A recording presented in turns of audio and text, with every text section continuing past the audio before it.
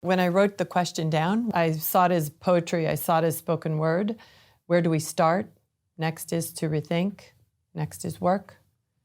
Next is to become more sustainable, in the end to become more inclusive. And so I grounded it in this answer, which I would submit we start with the facts, we ground them in reality, we envision the improvements that become very evident in the contrasts.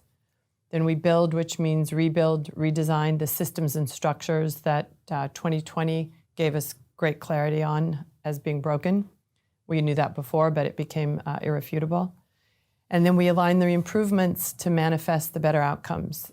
And then the piece that is often missing, which I think is something that's really important for us at both the Creative Revolution and Find Out Why, is we celebrate the change. Because oftentimes we forget to celebrate even small improvements. And I'm going to throw this over to both of the other guests. And I think of the fair fight, and I think of the work that you're doing on that.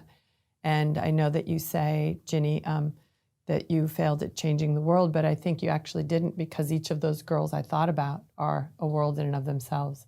And I think the world changed you, and that is the beautiful connection of both, you know, as I listen to you speak.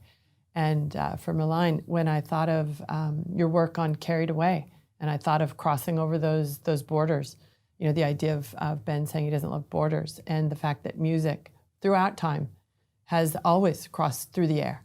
You know, if it's polluted or not, the music gets through. And so for me, that's how we start to rethink work, to become more sustainable and more inclusive.